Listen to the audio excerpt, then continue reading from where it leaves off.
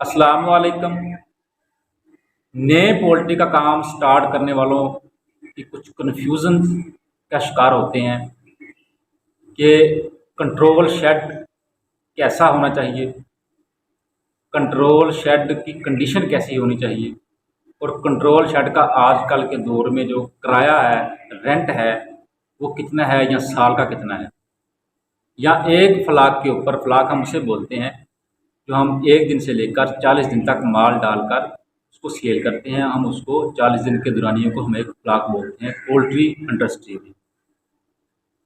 फिर ये कि जो शेड की कंडीशन कैसी होनी चाहिए और जो हम 30,000 चूज़ा डालते हैं तो उसके ऊपर पर केजी के ऊपर कितनी कॉस्ट पड़ती है, या हम 30,000 चूज़ा डालते हैं तो टोटल जो उसके ऊपर लागत है, खर्चा है, अखराजात हैं, वो टोटल 40 दिन में कितने उसके ऊपर आते हैं। तो मेरे वीडियो से जुड़े रहें। मैं हूं नदीम इकबाल वाला और आज आपको आसान और आसादा अल्फाज में मुकम्मल आपको इन्फॉर्मेशन दूंगा। सबसे पहले तो हम शेड की कंडीशन की बात कर लेते हैं कि शेड की कंडीशन, जब आप शेड किराए पर लेते हैं तो शेड की कंडीशन कैसी होनी चाहिए। शेड 30,000 चूजे के लिए आपकी जो लंबाई हो उसकी 450 फुट हो और जो उसकी चौड़ाई है वो कम अज़ कम 50 से 55 फुट।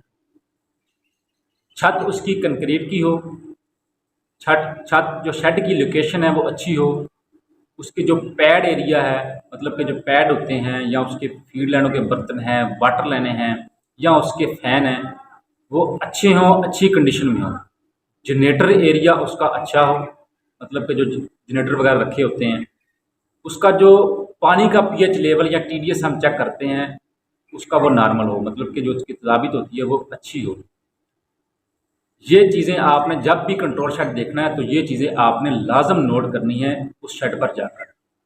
अहम बात ये, जब आप शेड लेते हैं तो दाएं बाएं से पता करें या शेड मालिक से पूछें, भाई इस जगह पर फ्लाक जो हम माल पालते हैं वो माल कैसे तैयार हो रहा है, अच्छा तैयार होता है कि बस बीमारियों में ही चला जा रहा है।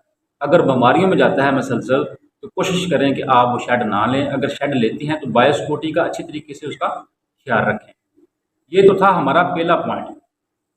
अब आते हैं दूसरे पॉइंट की तरफ कि हम एक साल में एक शेड पर पूरे मतलब कि कितने फ्लाक निकाल सकते हैं। जैसा कि मैंने पहले बताया था कि फ्लाक हम बोलते हैं चूज़ा डालने और निकालने, 40 दिन का जो दौरानिया होता है। अगर हम ज़्यादा से ज़्यादा जल्दी करें तो 7 फ्लाक। अगर हम नॉर्मल रूटीन में, मतलब कि 40 दिन का फ्लाक होता है, फ्लाक निकालते हैं, वॉशिंग करते हैं, उसको 10 दिन की रेस्ट देते हैं, 50 से 55 दिन हमारे एक फ्लाक के लग जाते हैं। तो हम अच्छे तरीके से अगर फ्लाक निकालें तो टोटल हम 6 फ्लाक एक साल के अंदर हम निकाल सकते हैं। वो आपका बेहतरीन शेड्यूल होगा। फॉर एग्जांपल अगर रेंट की बात की जाए तो रेंट आपका साल का 20 से 25 लाख होगा अगर आपका शेड अच्छी कंडीशन में है। अगर नॉर्मल कंडीशन में है, पुराने शेड हैं, तो फिर 15 से 18 लाख रुपए साल का। अगर मैक्सिमम आप 20 लाख रखें, जो 4 से 5 साल पुराने शेड हैं, अगर 20 लाख उसका साल का किराया है तो उसका मंथली का अगर आप उसका एस्टिमेट लगाएंगे तो वो आपको मेरे ख्याल में 1.5 लाख तक किराया मंथली का पड़ेगा। 1.5 लाख आप मंथली का किराया एक शेड पर रखें। अगर बात की जाए एक फ्लाक के ऊपर टोटल जो हमारा 40 दिन के अंदर अंदर कितना खर्चा आता है, मतलब कि जिसमें हम चूज़ा खरीद करेंगे, फीड होगी, बिजली होगी, लेबर की तनख्वाहें होंगी, रेंट वगैरह होगा। जो चूज़ा आजकल के दौर में 50 रुपये चूज़ा जा रहा है, अगर आप चूज़ा 30,000 खरीदते हैं तो कम अज़ कम आपका 15 लाख का चूज़ा होगा जो आपने शेड में मुंतकिल करना है। उसके बाद आपकी 1800 बैग आपके फीड के लगेंगे 40 दिन के अंदर अंदर। 28 से 30,000 चूजे के ऊपर 2,000 भी लग सकते हैं। मैक्सिमम आप 1800 रखें अगर आप माल 2100-2200 ग्राम की एवरेज का करके सेल करते हैं।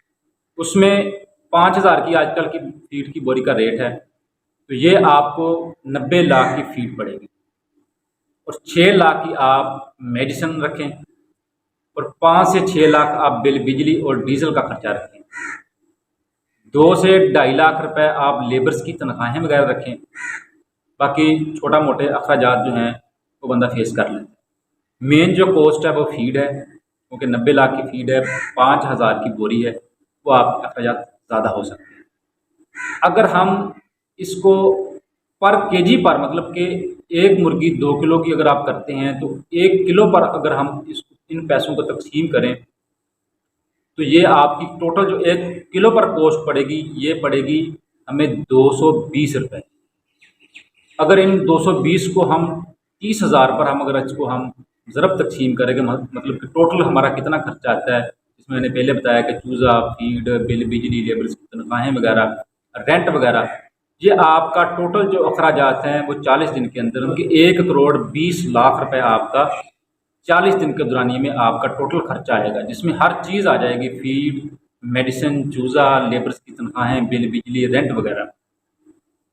तो कॉस्ट पड़ती है आपकी 220 रुपये आजकल के दौर के हिसाब से, क्योंकि जैसे जैसे फीड के रेट अप होते हैं, चूज़े का रेट या अप या डाउन होता है तो कॉस्ट आपकी उस हिसाब से बढ़ेगी।